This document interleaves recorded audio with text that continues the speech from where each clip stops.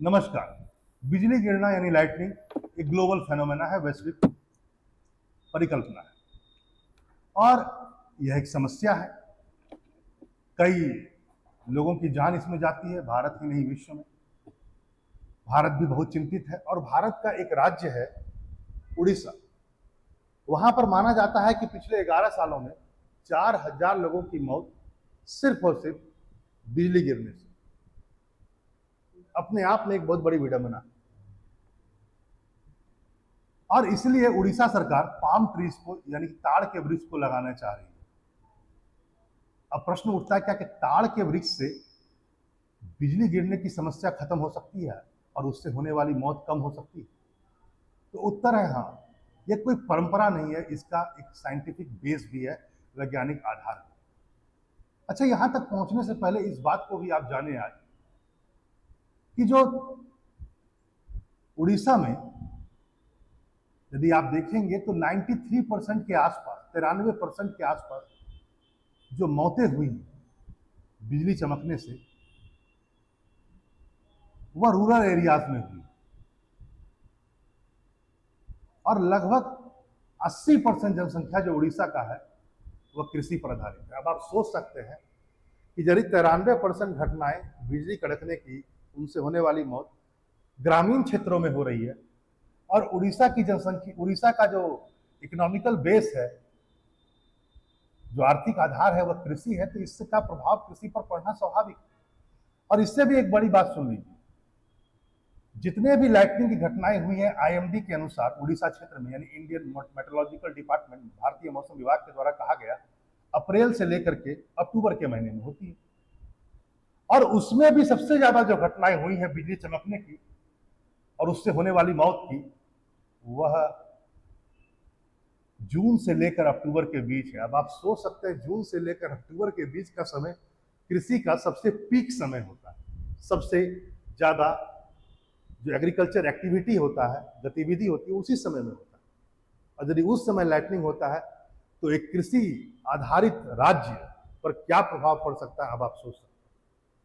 यहां पर एक बात आप और भी जाने, वो यह है कि लगभग 4000 मौतें पिछले 11 सालों में हुई है और जो बिजली गिरने की जो आवृत्ति है, जो फ्रीक्वेंसी है, वो लगातार बढ़ते जा रही है।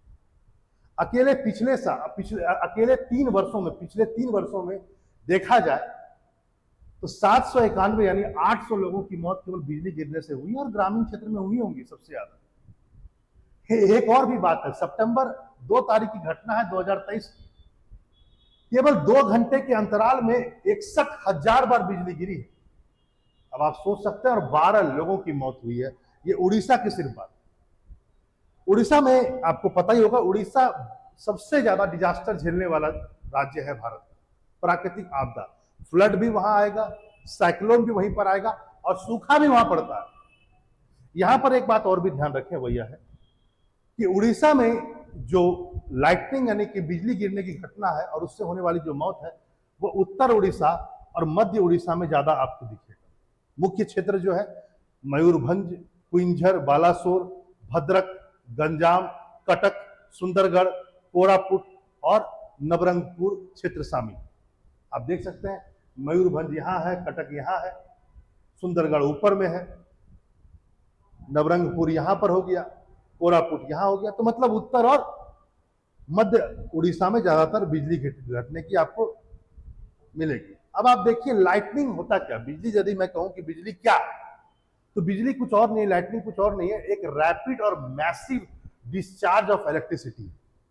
रैपिड मतलब बहुत तेज, और मैक्सिमम डिस्चार्ज ऑफ इलेक्ट्रिसिटी है जो एटमॉस्फेयर में होता है, जो वातावरण में होता है।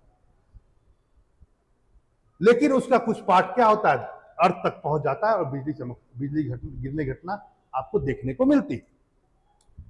उड़ीसा का जो ईस्टर्न कोस्टल क्षेत्र, उड़ीसा जो है वो ईस्टर्न कोस्टल क्षेत्र में है।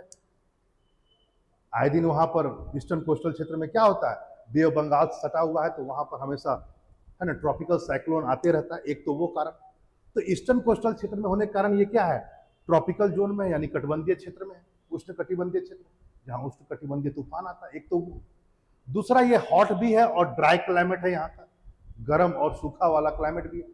तो ये सब चीजें ऐसा कर देती है जिससे वहां पर बिजली गिरने की संभावना बहुत ज्यादा बन जाती है। एक लाइटनिंग कंडीशन को यह जनरेट कर देता है। यहां पर एक बात और भी ध्यान रखेंगे, वो यह है, तो एक 2023-24 में जो रिपोर्ट आया, basically the climate resistant observing system promotion council के द्वारा, और साथ में इंडियन मेट्रोलॉजिकल डिपार्टमेंट यानी भारतीय मौसम विभाग, इन दोनों ने मिलकर रिपोर्ट जारी किया। उसमें बाकायदा इस बात को कहा गया कि जो सेंट्रल इंडिया है और जो ईस्टर्न इंडिया और सेंट्रल इंडिया जो है वह सबसे ज्यादा लाइटनिंग फेस कर रहा है। और इसने और भी बहुत सारी बातें की।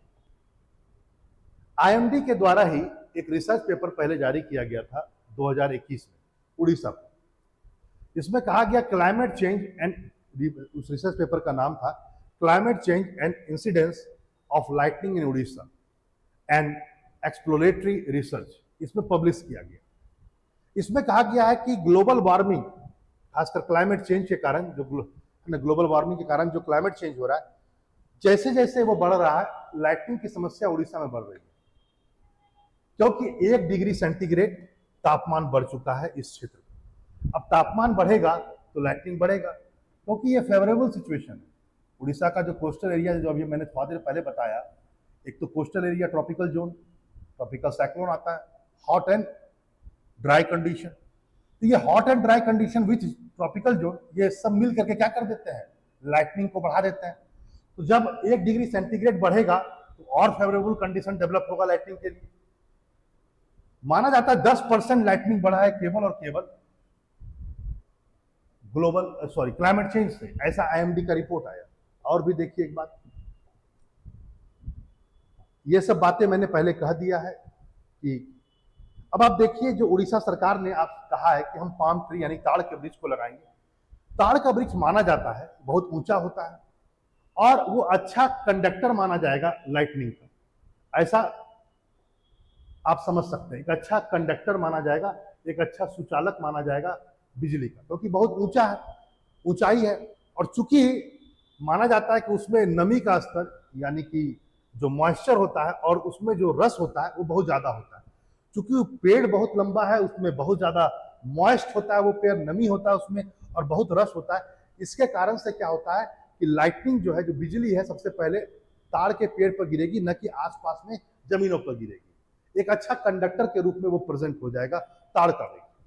और ये क्या करेगा, जिसके अंदर नमी और रस होता है वो एब्जॉर्ब कर लेगा लाइटनिंग को और डैमेज बहुत कम होगा, ऐसा माना गया।